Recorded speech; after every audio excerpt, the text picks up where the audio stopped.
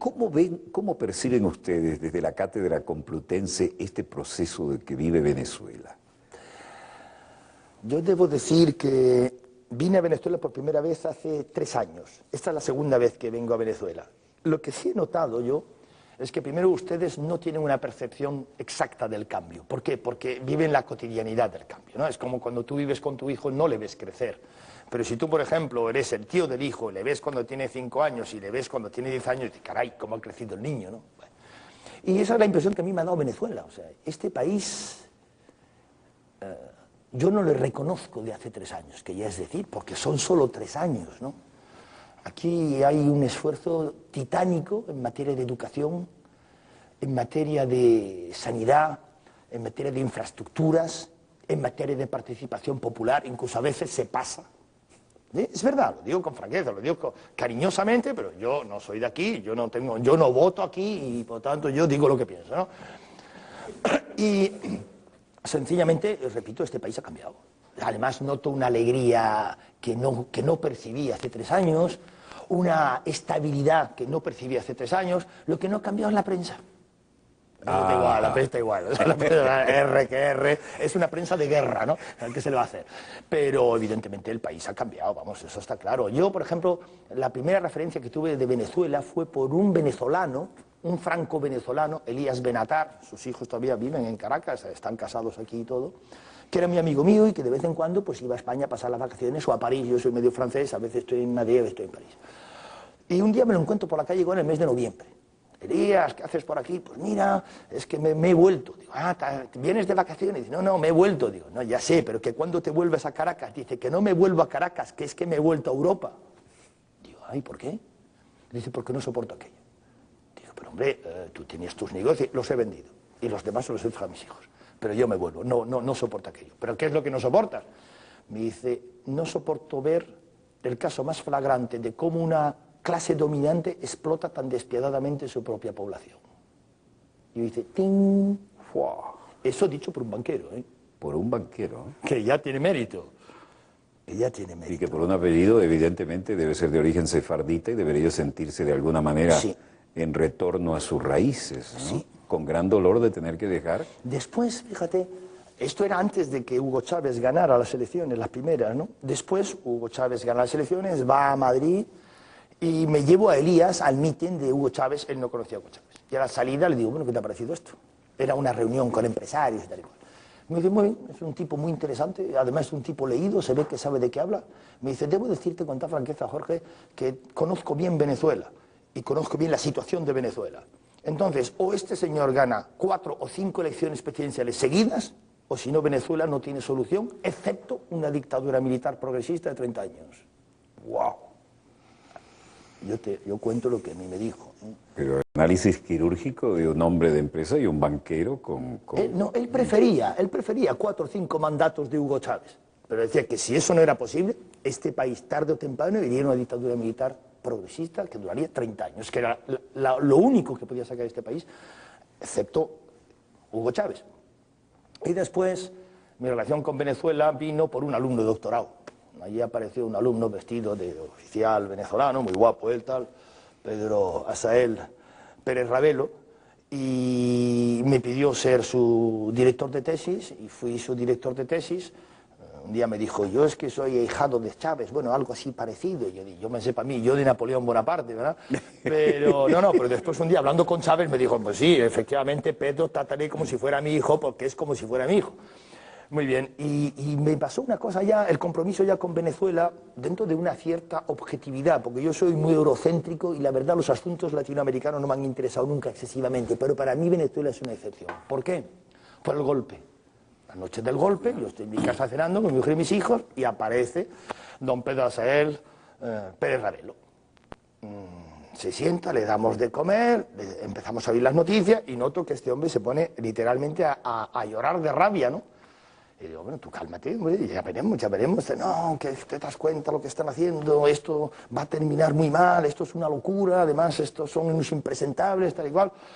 Y me dice, ¿qué crees que debo hacer? Porque yo ya en este momento ya es que no sé qué hacer, tengo la CIA detrás todos los días, en la embajada, no sé con quién contar y con quién no contar, y efectivamente, ahí había tropa para no contar. Y yo le dije, pues mira, hijo, pide un billete de avión y vuélvete para allá porque es tu país y tú ahí tienes que pelear por lo que tienes que pelear. Deja aquí tu mujer y tus hijos, no te preocupes por el dinero, yo los mantengo el tiempo que sea, como si te tenían que ir a una guerra de guerrillas. Y al final consiguió un billete, pero el breve fue tan breve que el billete, el aeropuerto de aquí estaba cerrado, todos los vuelos estaban completos para Caracas en Madrid, y cuando consiguió el billete el golpe había terminado y el breve ya pues era brevísimo, ¿no? Pero me impactó mucho ver a un teniente coronel llorando lágrima viva, ¿no? Y dispuesto a venir a meterse en la candela, pudiendo tener todos los pretextos para quedarse allá. Cuando yo le dije, yo creo que lo que tienes que hacer es ir allí, me dijo, claro, pero, Sala, coge el teléfono y llama a Iberia. Pero menudo gesto al tuyo, decir, no te preocupes por tu familia, que yo me encargo de ella. Sí, era alumno mío, además. No solo venezolano, es que era alumno mío, sobre todo, ¿no? Y alumno doctorado, además, un alumno brillante, un alumno que ha hecho está trabajando sobre una tesis muy bonita, aunque yo sé que a él no le gusta que yo hable de estas cosas, pero se va a jorobar esta noche, sobre el paralelismo entre Hugo Chávez y el general de Gaulle, y entre el bolivarismo y el golismo. Una cosa muy bonita, una cosa muy fascinante. Pues ya que tocas ese tema, yo tengo un amigo también franco-venezolano que está haciendo un paralelismo muy notorio entre el general de Gaulle, al que creo que tú y yo compartimos la admiración. Yo debo decirte que durante un montón de tiempo yo casi rezaba todas las noches para que le pegaran un tiro. Claro, cuando yo nací en África del Norte, la OAS, etc. Claro. Y luego me di cuenta que el viejo tenía razón y que ha sido, vamos, un general como el general de Gaulle, un gobernante como él, en un país hay uno por siglo. O sea, no sé si me explico. Venezolanos, un Chávez hay uno por siglo. Y os pasará con Chávez lo que pasó con De Gaulle. Un día Chávez perderá las elecciones, como las perdió De Gaulle. Y un día os acordaréis de Chávez, como nosotros ahora en Francia nos acordamos, ay, si estuviera De Gaulle. La diferencia es que De Gaulle, a los que se alzaron, los degradó, les quitó sus propiedades. Y fusiló a uno, ¿eh? Fusiló a uno de ellos y a las unidades que se alzaron, sobre todo las magrebíes, las desapareció. Las disolvió. Desde el comandante hasta el último soldado. Sí, las disolvió. Excepto el primer regimiento extranjero de paracaidistas, las demás las disolvió. No, fue. Sí, fue los Pará eran otra cosa. Yo me acuerdo cuando aquí en una plaza, que nunca me acuerdo el nombre de esta plaza, yo veía. Altamira. Se llama Plaza Francia en realidad. Sí, yo la llamo Plaza Francia, sí. Prefiero. Pero, pero yo veía ahí. Pero ahí no hubo nadie que dijera, je vous ai compris. No, pero sí había militares vestidos de uniforme insólito. O sea, llamando a batallones a la sedición. Entonces a mí me preguntaron... Mi amigo que estudia esa comparación, perdón que te interrumpa, que además es francés, venezolano, me dijo, De Gaulle los hubiera fusilado a todos ahí mismo. A mí me preguntaron. Me preguntó un diputado de aquí, que era bolivariano, y me dijo, vamos a ver, yo voy a hacer un informe. Ahora, dime tú, Jorge, ¿qué es lo que se hubiera hecho en Europa? Dije, en Europa depende, pero en Francia yo te digo, desde luego, ahora mismo lo que se hubiera hecho. Como mínimo, arrestos de Fortaleza 20 años. Y no me toque usted los pies, porque si usted llama a la sección vestido de uniforme, yo le puedo a usted mandar fusilar. Y dije, y estado de excepción. Hubo respuesta por parte de las autoridades venezolanas. Se me dijo... Él no puede hacer eso, porque si hace eso van a decir que es un dictador y él no es un dictador. Y aquí están esperando la primera de cambio para decir que Hugo Chávez es un dictador. Pero me hace gracia incluso el paralelismo ahí. De Gaulle toma el poder en 1958, ¿te acuerdas? Y hace una rueda de prensa 3 meses después. Y la prensa de izquierdas en aquel momento, que no entendió la grandeza de este individuo, porque bueno, era así, la vida es así, entonces le dijo, ¿y no va usted a implantar una dictadura? Y el tipo se quita las gafas y dice... Voy a cumplir 70 años. ¿Usted cree que tengo edad para transformarme en dictador?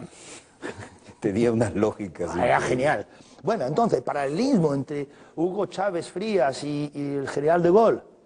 Los dos son militares. Los dos se han enfrentado a la cúpula más reaccionaria del ejército. Los dos entraron en sedición. De Gaulle, cuando fue a Londres, contra el gobierno legal francés, que era el de Pétain. Chávez, ya sabemos, la famosa intentona. Los dos sienten un gran desprecio por lo que podríamos llamar la oligarquía y de alguna forma la burguesía, sobre todo del dinero. No valoran ellos el dinero, valoran el mérito, valoran el esfuerzo, la generosidad, pero el dinero es una cosa que no les interesa mucho. Los dos han fundado un Estado nuevo. Por cierto, los dos estados se llaman Quinta República, lo cual ya es el colmo de las coincidencias, pero hay más.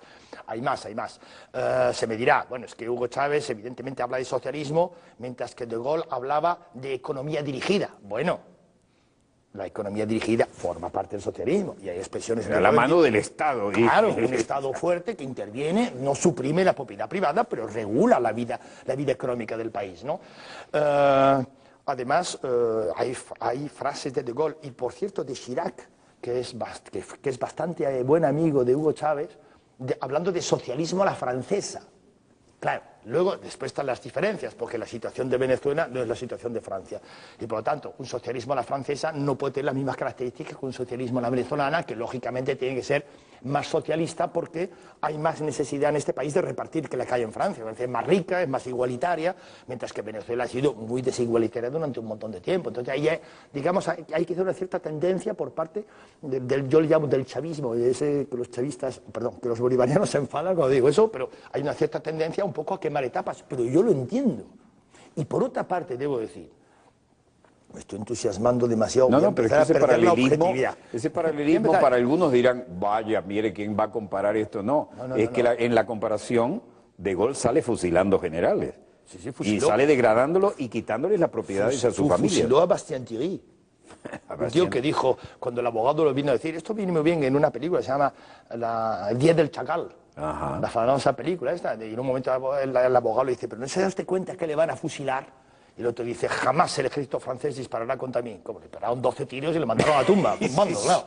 Porque la orden era la orden y se ha terminado, ¿no? O sea, es decir, debo decir que, de la misma forma que De Gaulle era un visionario, porque lo era, se dio cuenta, bueno, incluso antes de esto, en lo social, bueno, aquí, por ejemplo, pues están las cooperativas, todo esto funcionaba más o menos bien, tal, pero en Francia la ley de participación obrera, que te acordarás en la gestión de las empresas, el accionariado obrero también. Repito, De Gaulle no tenía necesidad de ir tan lejos como tiene necesidad Hugo Chávez, pero bueno, las cosas. Visionario. Y la lucha contra el dólar inflado y el retorno al respaldo oro, que la traición de... ¿Qué te parece si hacemos un corte para desarrollar eso ahora? Pues es una pena, porque es una cosa muy bonita. Adelante, vamos. No.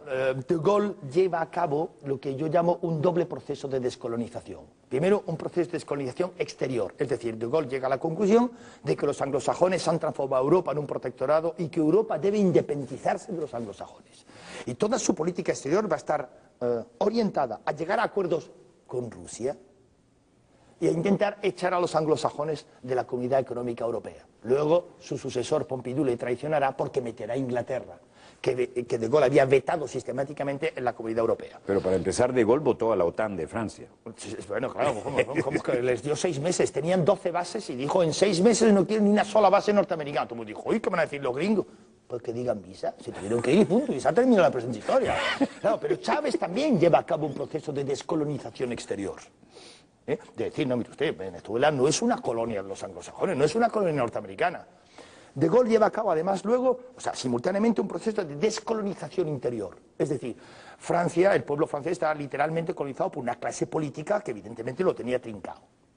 Y entonces, ¿qué hace él? Pues rompe el molde, se hace elegir presidente de la República por sufragio universal directo. Reduce el poder de las cámaras para reducir el poder de los partidos y alza el pueblo. En definitiva, Hugo Chávez y su Quinta República también contemplan esto, la elección directa del presidente por sufragio universal directo, etcétera, etcétera. Yo veo muchos paralelismos. Y los plebiscitos, además. Los plebiscitos, el recurso sistemático al referéndum. Pero en cuanto a visionario, bueno, De Gaulle se dio cuenta evidentemente de que la Europa de la posguerra tarde o temprano eso se iba a romper y evidentemente había que pensar otra cosa. La misma visión que ha tenido Chávez en relación con la crisis económica. Porque muchos sabíamos que esto iba a pasar. Pero el 90% se cayó y él tuvo el valor de decir, ojo, que esto va a venir. Y ha venido.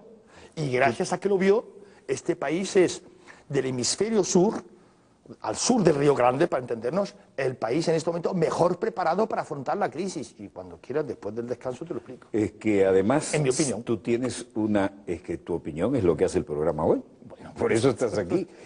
Tú, pero bueno. Y además, tú tienes una teoría muy especial sobre esta crisis que estamos viviendo y que ha sido el leitmotiv durante muchos programas. Así que vamos a un breve corte y volvemos con más acontecimientos en pleno desarrollo.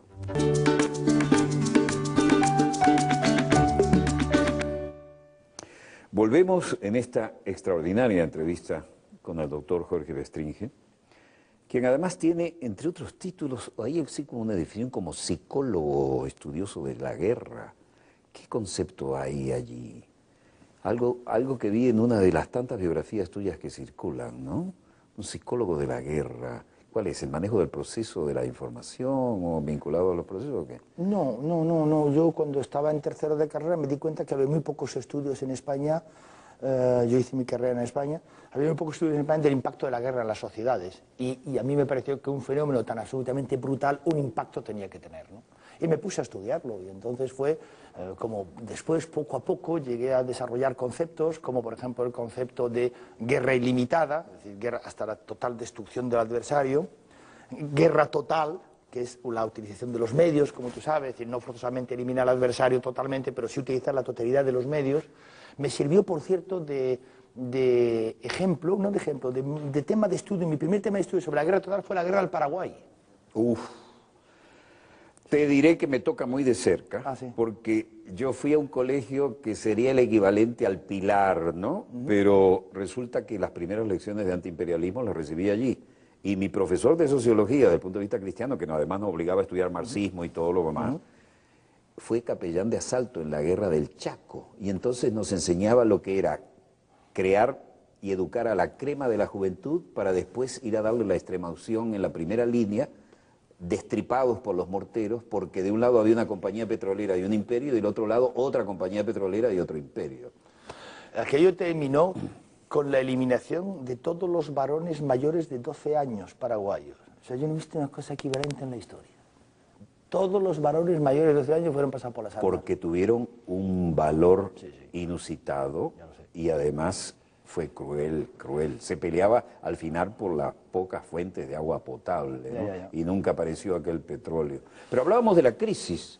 Estamos en pleno desarrollo. A ver, todo el mapa de la guerra es tuyo. del Paraguay saqué yo una teoría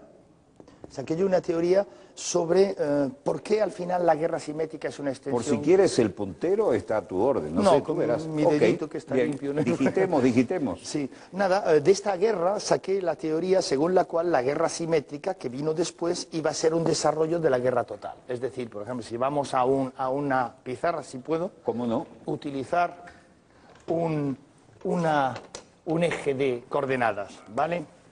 Esto es intensidad y esto es tiempo.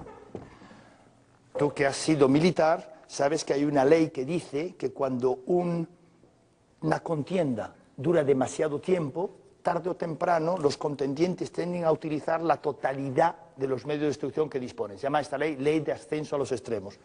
Entonces, conforme va durando, va subiendo. Pero en 1945 hay un problema que surge, que es la bomba atómica. Es decir, ¿qué significa esto? Que en cuanto a la utilización de medios de destrucción, a partir de ese momento ya no es posible utilizar más medios de destrucción, porque ha llegado uno tan masivo que hace imposible su utilización. Pero como la guerra es un mal bicho que sigue invadiendo todo, había, sin embargo, en paralelo otro proceso.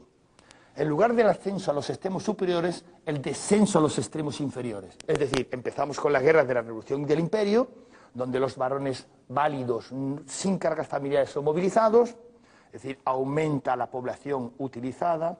Pasamos a la Primera Guerra Mundial, guerra total, con utilización de las mujeres. Segunda Guerra Mundial, segunda guerra total con utilización de las mujeres. Y en la Segunda Guerra Mundial reaparece una cosa muy curiosa, que es la guerra de guerrillas, los partisanos, con la utilización de la población civil a tope, es decir, sin uniforme, niños, mujeres, viejos, lo que sea. Y llega aquí, y esta es la guerra simétrica, con su bomba atómica, que es el voluntario de la muerte. Es decir, la guerra que antes cubría este espacio, cubre ahora la totalidad. Por eso la guerra simétrica es un producto de la guerra total. Es decir, en definitiva, la guerra simétrica, por cierto, uno de los primeros en practicarla fue Paraguay. Voilà. Cuántas relecturas, ¿no?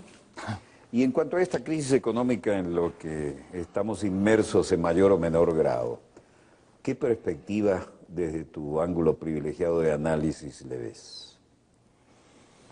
Bueno, las perspectivas no son buenas. Un señor que tú y yo conocemos, exministro francés de Interior, exministro francés de Universidad de Educación y exministro francés de Defensa, con el cual he hablado hace relativamente poco, me dijo, no te engañes, Jorge, esto como mínimo hasta el 2012. No, el problema que hay ahora es que nos encontramos con más que una doble crisis. Es decir, tenemos la crisis financiera que arranca de Estados Unidos, arranca, por cierto, de un sistema capitalista totalmente desregulado, donde cada cual podía hacer lo que le daba la gana, un sistema totalmente amoral.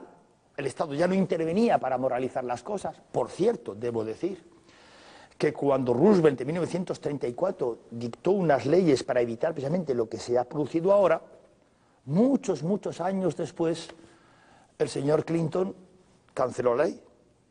Pero no la canceló un republicano, la canceló un demócrata. Desde entonces, por cierto, Wall Street, en agradecimiento, financia fundamentalmente al Partido Demócrata, cosa que antes no ocurría. Bueno, en fin, se produce por tanto la crisis financiera, pues bueno, porque se deja a todo el mundo hacer prácticamente lo que le da la gana, y perdonen por esta expresión, se establece un sistema en virtud del cual todo el mundo sabe que al final la burbuja va a estallar, pero la filosofía es maricón el último. Claro, vamos a jugar, esto va a petar por algún lado, ¿qué le vamos a hacer? Para el que pete, pues ha petado. El problema no es que ha petado, es que les ha estallado el tinglado en la cara, ¿no? Vale. ¿Por qué? Se conseguían préstamos a personas que no lo podían pagar, pero que se suponía que el alza del precio de la casa en un momento determinado le permitiría vender la casa y por tanto reembolsar el dinero al banco. Eso va muy bien mientras el precio de las casas sube. Si el precio de la casa empieza a estancarse o a bajar, pues entonces estalla la burbuja. Eso nos lo han trasladado al resto de Europa. Bueno, nos han trasladado a Europa y a más sitios, porque ya en América Latina también está impactando fuerte, en Brasil, en Argentina, y la que le viene a Colombia, no quiero ni pensarlo, y a México, por cierto, y luego explicaré por qué. Esto además sabemos que a la larga repercutirá no en una crisis financiera, que a mí que un banquero se arruine me da igual, menos me da igual que se arruine un pequeño accionista. Hemos visto, por ejemplo, en España caso de un banco, y esto lo han hecho muchos, al cual iba el pequeño accionista, pues qué sé yo, a invertir 100.000 bolívares, o 10.000 bolívares, me da igual, y el banco decía, pues aquí hay un banco americano, Lehman, que tal, muy rentable, muy bien, pues métalo usted, pero mire usted, señor cliente, usted va a invertir 10.000 bolívares, pero como el banco quiere además ayudarle, le vamos a prestar 10.000 bolívares más, con lo cual usted va a invertir 20.000 bolívares. El pobre infeliz que cayó en esa trampa se encuentra con que los 10.000 bolívares suyos, fuera. Pero que además ahora tiene que devolver al banco los 10.000 bolívares que el banco le había prestado. O sea, ya es el colmo, vamos. De ahí que en estos momentos, y tengo que volver a la pizarra, lo siento, una palabra acuñada en Europa es esta.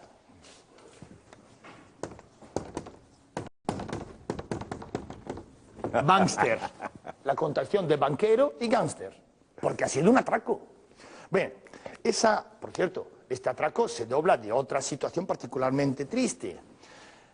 Los gobiernos parten del principio de que no pueden dejar el sector bancario derrumbarse. Entonces, ¿qué hacen? Como en estos momentos nadie quiere invertir en acciones, intentan que el dinero que ha sido escondido, que ha sido sustraído en un auténtico atraco, vuelva a aflorar, cambiando ese dinero por títulos de la deuda pública, que todo el mundo sabe que son seguros. Es decir, a los banqueros que han fundido sus bancos, pero que tienen ahí, los bancos tienen que ver sus pesetas y los banqueros también en los paraísos fiscales, etcétera, etcétera, se les ofrece que le presten dinero al Estado a cambio de un interés, para que luego el Estado preste ese dinero al mismo banquero y al mismo banco para que el banco se reflote. Es genial. Es una vergüenza. Bueno, en fin. La propia bicicleta, dirían en el sur. Claro. Por cierto, yo recomiendo a los empresarios venezolanos que se dediquen sobre todo a Venezuela y que se olviden de Miami, porque ahora vienen dos más. Una, las famosas LBO, la crisis de las LBO. ¿Qué es una LBO? Esta es otra virguería.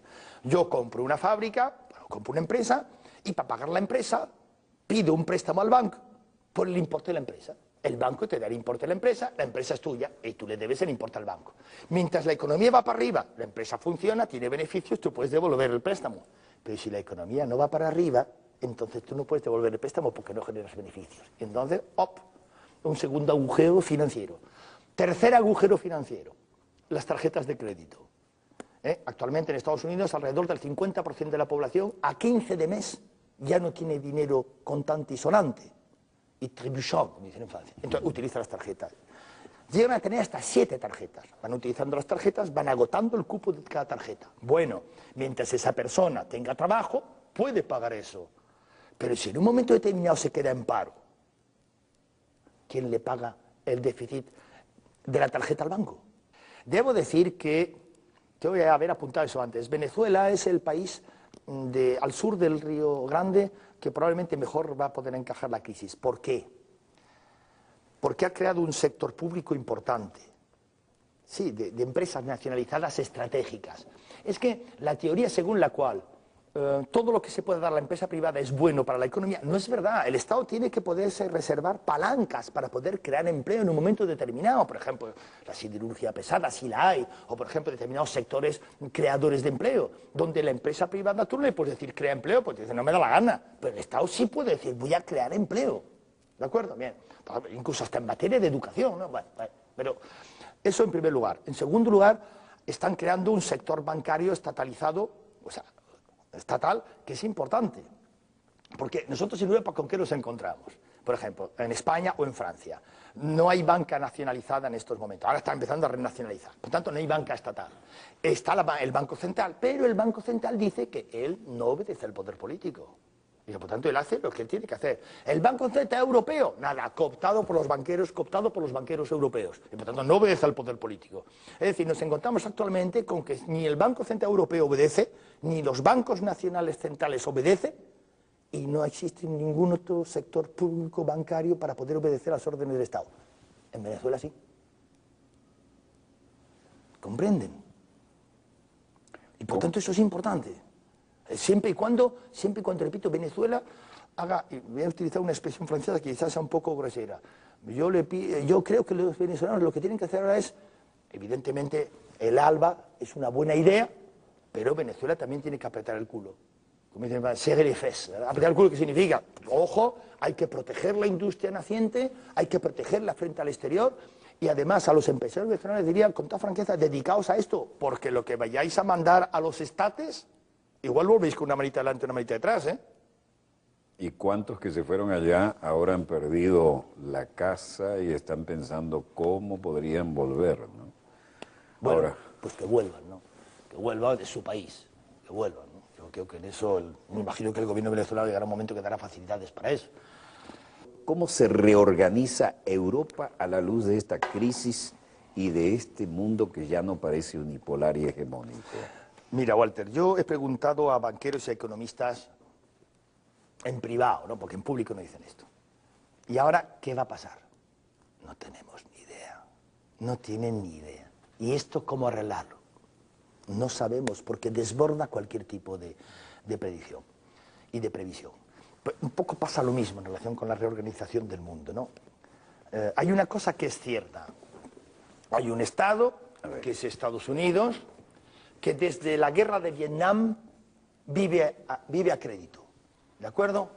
Es decir, en un proceso de financiarización creciente, cada vez produce menos, pero cada vez actúa más como una bomba que absorbe el ahorro de los demás y lo redistribuye a los que necesitan, ¿de acuerdo? Absorbe el ahorro para poder vivir por encima de sus medios. Como he dicho antes, Estados Unidos tiene una deuda sumada al exterior y al interior del 315% del PIB, es decir, que para devolver esa deuda a Estados Unidos... 315 del Producto Interno Bruto. Sí. Para devolver esa deuda a Estados Unidos tendría que estar sin comer 3 años. Sin comer, sin coche, sin lavadora, sin luz, sin nada. 3 años. Vale. Es un país, por tanto, que ha vivido absolutamente del crédito, bombea, y, bueno, mientras los demás se lo consienten, no hay problema. Pero llegará un momento en que si los demás tienen dificultades, no es que no se lo quieran consentir, es que no lo van a poder hacer. El plan, por ejemplo, que están aplicando en estos momentos, el plan Paulson, es un plan que ellos no pueden pagar. Pero si en la última guerra del Golfo hubo que pagarles la guerra porque no tenían ni para pagar aquí a los bedeles de los museos. Le pasaron la factura a Arabia Saudita, entre otros. A Arabia Saudí, a Japón y a Europa. Japón, Europa. Y me acuerdo que en la primera guerra del Golfo, los japoneses llegaron a la conclusión que le habían dado a los americanos mucho más que lo que la guerra había costado. Y entonces preguntaron a los demás, bueno, les pedimos lo que sobra. Y los otros dijeron, anda, déjaselo. Para que veas, o sea, un imperio que evidentemente vive a crédito económicamente y huyendo hacia adelante. A Japón le dijeron, recuerden que el petróleo que a ustedes los mantiene funcionando pasa por el estrecho de Hormuz. Y si nosotros no estamos ahí, les cierran el grifo. Bueno, eso, claro, pero eso era una teoría más que una realidad. Claro. ¿No? Estos señores, por lo tanto, en este momento están al borde del colapso económico y desde luego de la ruina financiera. Hay una ley llamada ley de Paul Kennedy, un historiador inglés, que dice: un imperio se expande en tanto los beneficios de la expansión sean superiores al coste del mantenimiento del imperio expandido. Ya estamos en ello. Ya el mantenimiento del imperio hegemónico cuesta mucho más que lo que les puede reportar. Pero hay más. Tienen bases en todas partes. Cada vez más las líneas de abastecimiento se alargan. ¿Por qué se alargan? Por cierto, porque tienen tantas bases. Porque ellos quieren controlar esta zona. Esta zona que va desde Alemania hasta Ucrania. Esta zona es considerada por los geopolíticos como la zona que da el dominio del mundo. O sea, la teoría en geopolítica de un tal Mackinder viene a decir, con toda la razón, que el mundo, la historia del mundo es la lucha entre una potencia continental dominante y una potencia marítima, sea Inglaterra, sea Estados Unidos, dominante. La potencia marítima dominante nunca puede dominar el mundo, porque tiene el mar por medio. Por cierto, es inatacable, porque está el mar por medio. Pero para ser inatacable, además, la potencia dominante marítima tiene que impedir la presencia de la potencia continental dominante en las riberas opuestas a las suyas. Claro, porque no pueden pegar el salto. A su vez, la potencia continental dominante, sea Francia, sea luego Alemania, sea siempre en el fondo Rusia, hay que impedir que llegue al mar. Y además hay que impedir en Europa un eje que fuera el eje París-Berlín-Moscú. ¿Cómo? Poniendo una cuña aquí, controlando esta zona que llaman el Heartland. Y la teoría dice que quien controla esta zona controla Europa, quien controla Europa controla la gran isla mundial, quien controlando la gran isla mundial tiene el mismo poderío marítimo que la potencia marítima dominante, domina el mundo. Entonces, esto explica... Ahora, ¿el Heartland sigue vigente en un mundo globalizado? Me temo que sí, ahora verás. Ahora verás. ¿Qué pasa después de la Primera Guerra Mundial? Se proclama la independencia de Polonia, de los países bálticos, se intenta independizar Ucrania, se intenta independizar Georgia, aparece Hungría, aparece Checoslovaquia. Todos estos, por cierto, países, muchos de ellos, al menos desde luego Polonia y los bálticos, bajo fuerte influencia británica. Bien. Problema, la revolución bolchevique no se hunde y Rusia recupera pues Bielorrusia y Ucrania. Bien. Jugada siguiente de los británicos, hacer una alianza entre Alemania y Polonia para que Polonia se expanda hacia el este para alejar Rusia del mar, y a Alemania se le dará en compensación, a Polonia se le da Ucrania y a Alemania se le da el sureste europeo. Problema, el tiro sale mal, ¿por qué? Porque los alemanes llegan con el pacto Ribbentrop-Molotov a un acuerdo y a partir de ese momento esta zona pasa bajo control o de uno o de otro. 1939. Sí, septiembre de 1939. Cuando prolegómenos ya en la Guerra Civil Española, por otra parte, ¿no? El anuncio de la Segunda Guerra, ya estaba. Sí. Entonces, el pacto secreto Molotov-von Ribbentrop es una manera de ganar tiempo, pero luego Rusia arrasa y es la que pone 26 millones de muertos para salvar a Europa. Pero porque el imbécil de Hitler, que no se da cuenta que Inglaterra frente a él era invencible si tenía a Estados Unidos detrás, se olvida que él es invencible en tanto tenía a Rusia cubriéndole la parte trasera, pero cuando le mete mano rompe la baraja. Dicen que le mete mano porque necesitaba urgentemente petróleo. No, yo no creo que sea por eso. Yo creo que le mete mano porque el Abwehr, o sea, el Servicio de Información Militar alemán, era muy malo. Yo tengo una foto. Y le dijeron que esto se caería en 3 semanas como un saco de patatas. Y cuando el señor tumba la puerta, se encuentra detrás con Alien. ¿Comprendes? Claro. Y entonces el Alien... cambio de espacio por tiempo. Claro. Y entonces el Alien, ¿qué es lo que hace? Vuelve a desbaratar los planes británicos y vuelve a colocar a Rusia, no ya aquí, sino aquí, en el Elba. Vale. Ahora bien, entonces, después de la Segunda Guerra Mundial, estos señores, los anglosajones, que no descansan nunca descansan, vuelven a repetir la jugada. ¿Cómo? Utilizando la famosa teoría de Kennan. Primero hay que contener a los rusos, política del containment. Y cuando estén debilitados, película del rollback. O sea, mandarles para atrás.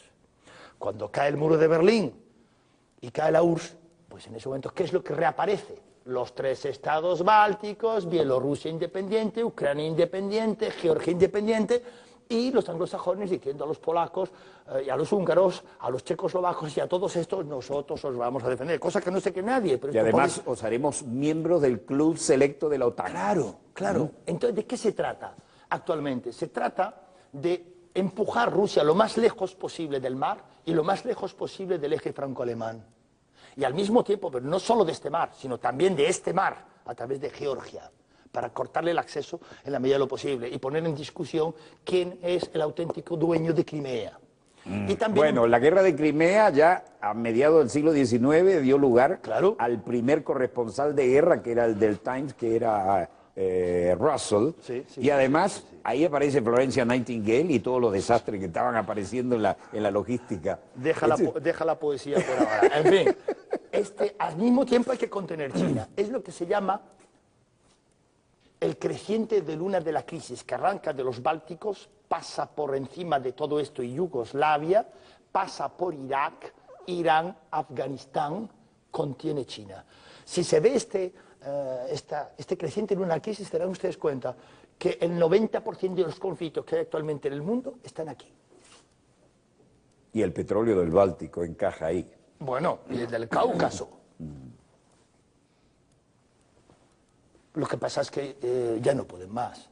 O sea, Estados Unidos militarmente en estos momentos está cao. Está sobreextendido. No, está cao, o sea, no pueden. O sea, están mandando tropas de la Guardia Nacional a luchar en Afganistán. Y algunos están en su segunda y otros en tercera ronda. Y no hay manera de conseguir... La única forma para Estados Unidos de no perder la guerra de Afganistán y la guerra de Irak consistiría en restablecer el servicio militar. Pero eso es muy caro también, ¿eh? O sea, ya no tienen dinero. Y te lo digo yo, como que soy medio francés, nosotros en Argelia, en un país en el que estuvimos durante 150 años, metimos 500.000 hombres y salimos con el rabo entre las piernas. Y los metieron incluso con el voto comunista. Lo sé. Y como buenos colonialistas. Sí, socialista. Ya sabes las luces, ¿no? Bien. Bueno, pues yo te digo, si nosotros salimos de Argelia con el rabo entre las piernas, de Irak y de Afganistán, los americanos saldrán y de Dien Bien Phu. Saldrán sin rabo. Ajá. Es cuestión de tiempo, no es un problema. Este ya no es el imperio hegemónico. Los estates pues van a ser un estado más. Atención. ¿Qué tan peligroso los transforma eso? Bueno, en principio, mientras ellos estén, perdón por la expresión, enmerdados aquí, esto a Venezuela le viene muy bien. Yo la primera vez que vine aquí me dijeron, ¿cómo hacer guerra simétrica? Y yo dije, yo os digo lo que sé, os enseñaros no, porque yo no me sé la mitad, os digo lo que sé, y si sirve de algo, dije, pero yo creo que el gringo no viene. Uno muy importante me dijo, yo creo que tampoco. Y los dos nos faltó y dijimos, porque no puede. Vale, muy bien. Bueno, pero nos están montando otra vez la cuarta flota que había desaparecido en la década del 50, ya, ¿no? Pero, verás con una vocación de proyección del poderío naval a tierra. Si ellos pierden la hegemonía mundial a la que aspiraban, que no tenían, por otra parte, se está recuperando Rusia a toda velocidad. Eso sí. China a toda velocidad. Indudable. Claro, bien. Aquí el que más, el que menos. Bueno, India va camino de lo mismo. Va camino de lo mismo. O sea, con satélites artificiales, por cierto, os felicito por el vuestro, las cosas como son.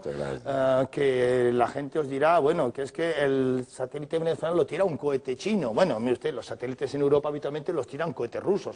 También los soldados llegaron al Marne en los taxis de París. Pues sí. No, entonces, ¿qué es lo que puede ocurrir? Que si ellos efectivamente se dan cuenta de la realidad, es decir, que ya no pueden sostener el papel que sostenían hasta ahora, pueden tener la tentación de replegarse sobre su patio trasero. ¿De acuerdo? En ese caso... Su fuente de materia prima. Bueno, al menos conservar lo que puedan. En ese momento sí podría haber peligro en América Latina. ¿Y cómo ves a Colombia en ese planteo? Colombia es la cabeza de puente. La cabecera de puente. Además la están transformando en la Prusia del continente sudamericano. Que si Chávez compra aviones, pero ¿tú sabes lo que tiene Colombia? Si Colombia es Prusia, vamos, prácticamente ya es casi un estado cuartel, militarmente hablando. Entonces, ¿cómo evitar esto? Mediante guerra simétrica. Estoy diciendo, mira, como vengas aquí, más. Ánimo. El disuasivo es el desgaste, además. Claro, pero yo esta mañana explicaba. Imagínense ustedes que hay un desembarco aquí y toman Caracas. Imagínense ustedes un soldado americano con el casco, las gafas, el visor de infrarrojo, la antena para recibir la información, ¿qué más? Sí, bueno, en fin, 3 chalecos además del que le había tejido su mamá, un antibalas, tal, rodilleras, botas. ¿Se imaginan ustedes este tío en los cerros? No hace 20 metros, le pegan un tiro y además lo devuelven desnudo. Porque quitan todo. Es verdad, es triste tener que hablar de estas cosas, pero es cierto. Además, el humor es un gran disuasivo y tener que reírse de algo tan trágico es parte Lo es. de la realidad. Lo es. Las grandes potencias tienen su lógica económica, su lógica militar, su lógica geopolítica. Y su raison d'État. Claro. Y además hay que partir de 2 principios. Primero, esto de que el presidente de Estados Unidos decide no es verdad. O sea, no decide él. Ahí hay una oligarquía muy inteligente que sabe perfectamente dominar su país y un pueblo imbécil. Y por tanto, con eso se puede hacer cualquier cosa, como desgraciadamente ha ocurrido, para que no vamos a engañar, ¿no? ¿Podría decirse que Kennedy, cuando toma el poder, le dicen estos son los códigos del disuasivo nuclear, bla, bla, bla, lo que en Francia llamaban la force de frappe, y acá hay un problemita, hay 2.000 entrenados de cubanos del exilio que van a invadir Cuba. ¿Cómo es eso? Yo no quiero eso, no, ya no puede darle marcha atrás, porque ¿dónde vamos a esconder los 2.000 tipos de esto?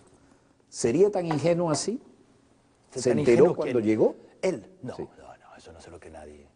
No, claro, y tú lo sabes, eso no es lo que nadie... No, porque hay biografías famosas como pero hay una serie de poderes allí que son poderes que interactúan entre sí, repito, en una clase dominante que es WASP, sí, la White Anglo-Saxon Protestant, que tiene un nivel de renta absolutamente elevadísimo y de los cuales de muchos de ellos no conocemos ni los nombres. Es como cuando los economistas neoliberales dicen, el mercado dice... ¿Qué me está diciendo usted? El mercado será 2.000 señores. Y su mano invisible... Claro. No, entonces no, yo creo que Obama, desde luego en política exterior, Obama no va a cambiar gran cosa. Va a intentar salir de Irak. El problema es que, el problema para ellos es complicado. Entre ese cambio de gobierno uno y otro, no te vayas a olvidar de lo que ibas a decir, pero entre ese cambio de un gobierno y otro, ¿se tirarán los israelíes un ataque preventivo al nuclear iraní? Es posible, yo no lo haría. ¿Lo pondrían ante un fait accompli? Puede ser, yo no lo haría. Primero porque los iraníes no son árabes. Son persas. Exacto. Bueno, es que el persa se considera virtualmente europeo, ojo. Sí. Claro. Y segundo, las relaciones entre Irán e Israel han sido siempre buenas. En la época del Shah de Irán, acuérdate, por ejemplo, el Iran Gate. Sí. Claro, por ejemplo, ¿no? Y entonces yo creo que israelíes e iraníes deberían sentarse a hablar. De la misma forma que, por ejemplo, los israelíes han sentado a hablar con los turcos. Y hacen maniobras conjuntas y le actualizan los aviones. Y los turcos, claro, después que cayó el Shah, que era la fuente de espionaje de la Unión Soviética, los turcos ahora son la esquina privilegiada de la OTAN. Mira, una cosa que curiosa, que antes preparando este programa se te ha escapado un poco a ti. Has venido a decir algo así como la bomba atómica tranquiliza. Ah, bueno, el disuasivo nuclear. Claro, el disuasivo nuclear. La paz por el terror. Claro, calma mucho al agresor, ¿verdad? Sí. Un país, en el fondo, un país es soberano, realmente soberano cuando tiene la bomba, porque cuando tiene la bomba es intocable. Nadie se va a atrever con él, ni aunque otro enfrente tenga la bomba. Entonces, ustedes israelíes, quieren que Irán se democratice, se relaje, déjenle que tenga la bomba. Pero mientras Irán se sienta acosado sin la bomba, Irán va evidentemente a crisparse permanentemente, ¿no? No, el problema de Estados Unidos es un problema de muy difícil solución. ¿Por qué? Tengo que ver al mapa. Porque estos imbéciles se metieron en la guerra de Irak. Pero claro, la hiperpotencia supuesta no puede retirarse de Irak. Porque si se retira de Irak sin pacificación, ha perdido la guerra. Y se le acabó el respeto. Y se le acabó el respeto. Es como Hitler en Stalingrado. Irak es el Stalingrado de Estados Unidos. Irak es el Stalingrado, la batalla de Estados Unidos, y Afganistán es la batalla de Kursk. Claro, la mayor batalla de tanque de la historia, y por algo el submarino aquel se llamaba Kursk. Claro. ¿Ahora qué hacen? Si se retiran, además le van a decir, ¡brr! Se acabó. Se acabó el gringo que decía, oye, que estornudo y de la pulmonía. Estornudo, pues, cómprate un pañuelo. Claro. Bueno, no os riáis, que el tema es serio, por favor. En fin, no sé si he contestado a... Sí, bien. Bueno, yo les prometí que iba a hacer un programa excepcional. Y excepcional es el personaje que hace el programa. Y además me he dado el lujo de estar de televidente. Así que aprendí mucho de paso. Hemos hablado algunas cosas que no se pueden decir aquí en cámara de la manera que las dijimos, pero en fin, de alguna manera las hemos dado a entender. Ya te dije, Walter, que yo me entusiasmo fácilmente, y como tú también, esto iba a terminar saliéndose de madre un poco, ¿eh? Pero a pesar de los tacos, de las risas y de las sornas, lo que hemos dicho conviene meditarlo. Y estamos hablando con un académico de excepción, respetado internacionalmente, que además tiene eso, de que no hay que ser pomposos y no hay que hacer las cosas como son.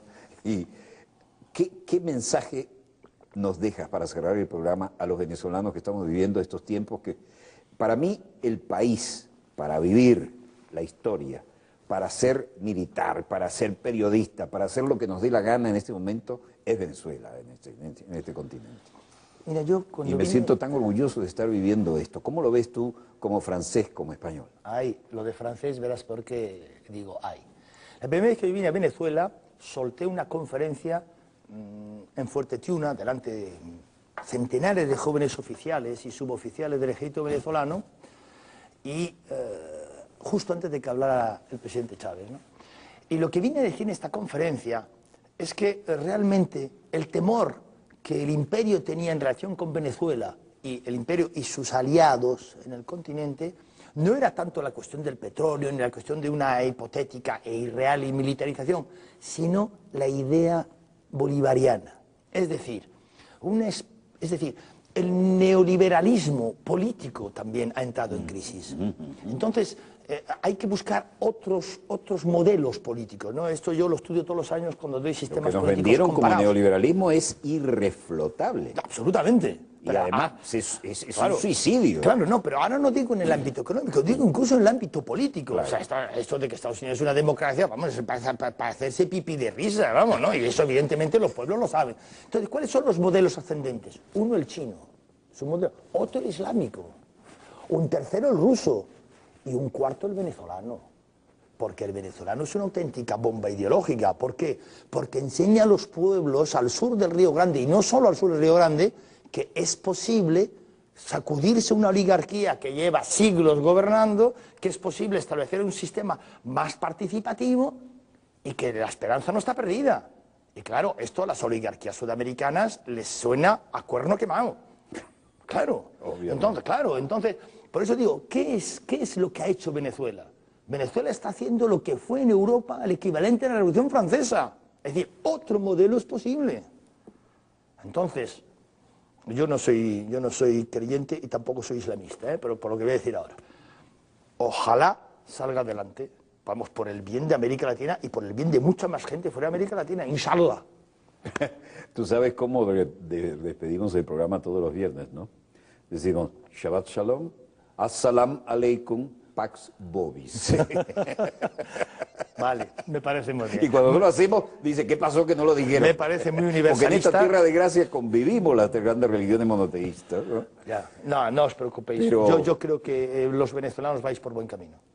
Que sí, que sí. Y un día, más adelante, pues Chávez perderá las elecciones y el país habrá entrado en un proceso ya de aún mayor normalización, pero ya siendo un país asentado, con una estructura industrial, con una estructura de clases medias, con clases no medias más abajo, pero no depauperadas.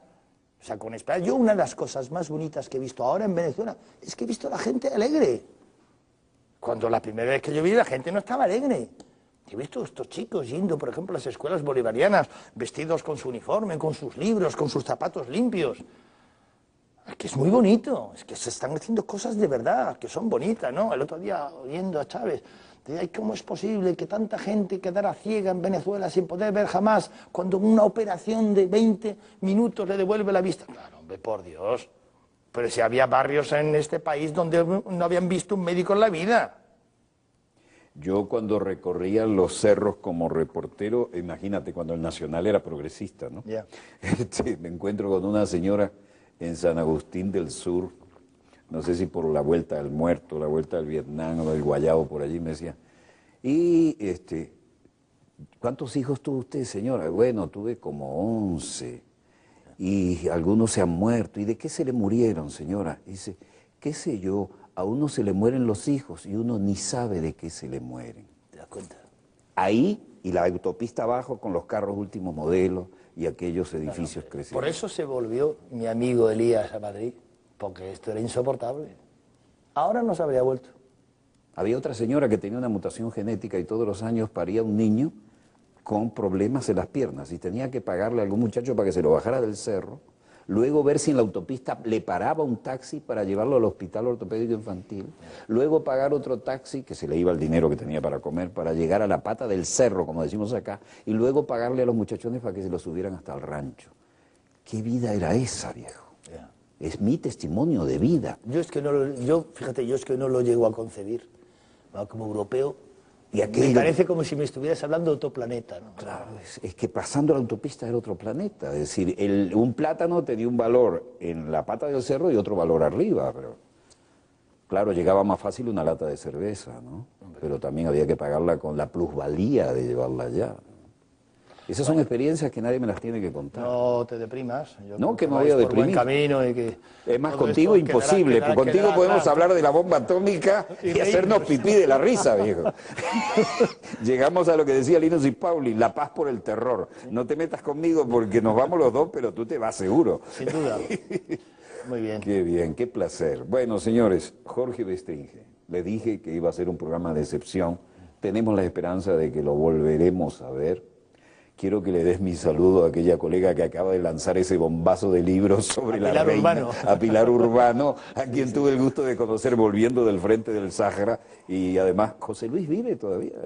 ¿Quién es José Luis? El de los Gran Cadena, el que servía los banquetes de Franco y ya servía los del rey. Ya es muy viejito, pero mayor. Que yo sepa si no ha muerto, ¿no? José Luis no.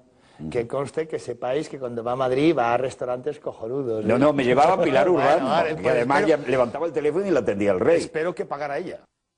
La prensa venezolana, a mí me parece una prensa de guerra, no me parece una prensa constructiva, pero realmente me quito el sombrero ante la libertad de prensa de este país, que aquí se dice lo que a uno le da la gana, y punto. Y no va, y no viene el fiscal general diciendo por ofensas al jefe del Estado. Hombre, que yo me acuerdo de la época en la cual a Chávez le llamaban el mi comandante. Imagínate, por ejemplo, que uno llama al mi comandante al rey de España, pues se le cae el pelo.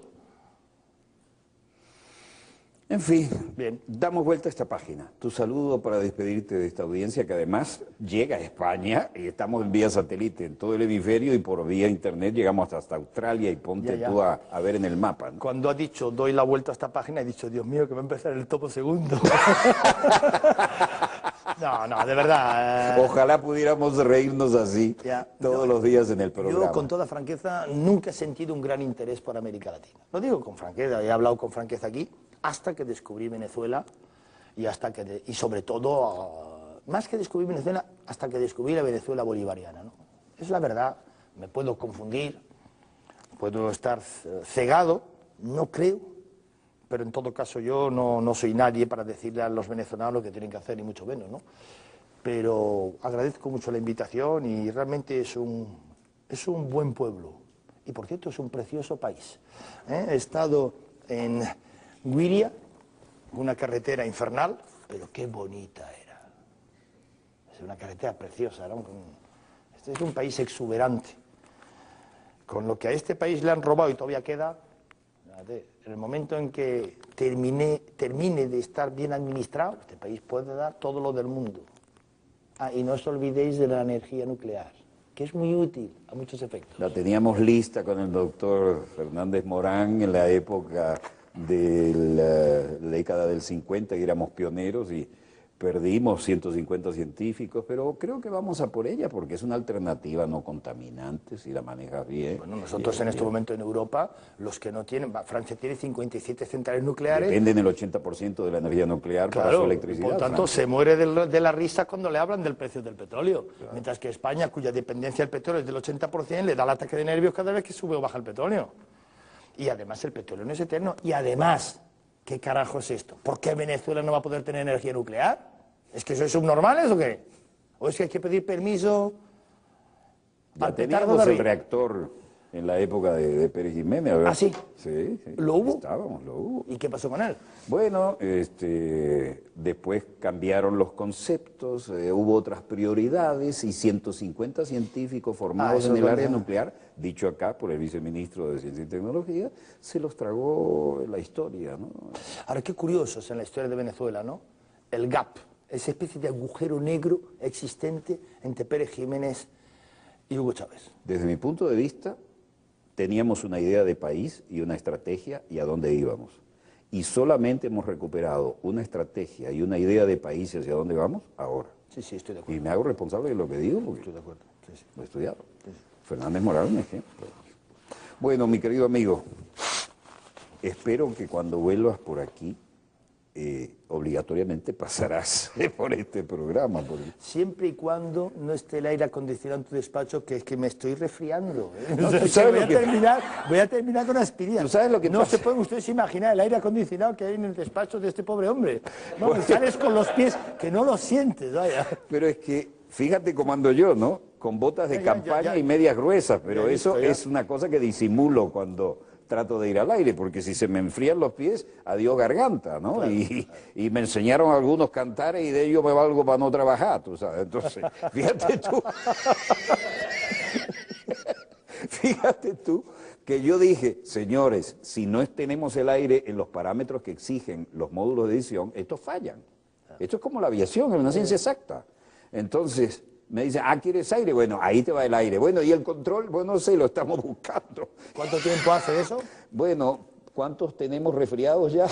Yo creo que llevamos 3 resfríos No, y... porque como no volvéis a poner el control, de verdad que Bueno, iba a haber pero pulmonías, ¿eh? señores, tráiganos el control, que ya es hora de, por lo menos, cerrar este programa con cierta elegancia, hombre. Muy bien. ¿Qué tal? ¿Cómo te has sentido? Oh, muy a gusto. Pero nosotros lo Estamos hemos en disfrutado. antena, que conste, pero muy a gusto, ¿eh? Los hemos disfrutado enormemente. Yo también, yo también. Además me he relajado, venía destrozado, ¿eh? Porque en Wiria me han exprimido bien. 2 horas y media te estuvieron preguntando después de la conferencia. 2 horas de conferencia y 2 horas de preguntas. Esto ayer y esta mañana 2 horas de conferencia y hora y media preguntas. Bueno, a mí me tocó 2 horas en... ¿Cuántas horas tuvimos? 2 horas en el Ministerio de la Secretaría de Presidencia ¿Y tuviste preguntas en Miraflores. Y después cuando dijimos, ¿qué? No, 3 preguntas. Porque además hay que ir a almorzar. Pero a ti te han sacado la plusvalía después de esta invitación. Yo encantado. Qué bueno. Encantado, porque la gente además han sido unas jornadas muy participativas. La gente preguntaba, el nivel de la gente era... El nivel como la gente se involucra y participa en todo. Pero además, con buenas preguntas, ¿eh? Sí, sí, sí. Sí, sí, sí. A mí me metieron 3 strikes. Después de 3 strikes digo, estoy out, nos vamos. Aquí el que no corre vuela, ¿eh? A la hora de preguntar. Sí, señor. Pero ningún problema, vamos, muy bien. No, de verdad, me voy muy contento. Me voy el martes por la tarde, porque el miércoles por la mañana tengo clase a las 10:30, a las 11:30 de la mañana. Y te vas a tirar el cruce del Atlántico con el jet lag y vas a dar clase en la Complutense. Para eso me pagan y tengo 2 centenares de alumnos, y por tanto no los puedo dejar tirados. Además, porque cuantas más clases no dé los días en que las tengo que dar, miércoles y jueves, las tengo que dar los viernes. Y eso sí que es una cabronada importante, ¿verdad? Para mí y para ellos, ¿no? Sí, señor. Pero el lunes, además, tengo que intervenir en una institución militar, por lo que me quedaré todo el fin de semana encerrado preparando la intervención. Bueno, así es como transcurre este programa especialísimo. Han conocido a Jorge Bestringe, ex político, dice él, un hombre que tuvo de secretario a Fraga y Aznar. a Aznar, imagínense, aquel hombre enojado con bigotes de espadachín. Bueno, y Rajoy era el presidente del partido de la provincia de Pontevedra. ¿Qué te parece, don Mariano? Sí, Mariano, sí. Era muy buen chico también, era un tío correcto, ¿eh? Sí. Se llevaba muy mal con Manuel Fraga, no se podían ver. Caramba. Porque Manuel Fraga, en el fondo, era un señor muy mal educado, muy bruto, y hay que reconocer que Mariano Rajoy es un señor educado, en fin, ¿no? Que sabe mantener un poco los límites, ¿no? ¿No? Y pone el tipo, ¿no? Sí, Bien. ya lo sé. Bueno, señores, este programa algún día tenía que terminar, porque creo que ya estamos en otro día. En efecto, hemos cruzado el meridiano. Es verdad. Bueno, Jorge Bestringe, prohibido volver por Venezuela sin pasar por dossier. Lo cual me hace pensar que dossier va a seguir durando unas décadas más, Dios mediante, inshallah. Alhamdulillah. Alhamdulillah. Bismillah. No, yo creo que Dossier va por ese camino, ¿eh? Bien. La reputación es muy buena y por lo tanto cuídate. Bueno, confío mucho en el ángel de la guarda y en el señor Glock. Entonces se hace lo que se puede. A mí lo que pasa es que en la vida el ángel de la guardia habitualmente tenía el contestador automático puesto, ¿eh? Nada, hasta aquí llegamos. Disponga usted de las cámaras, señor director.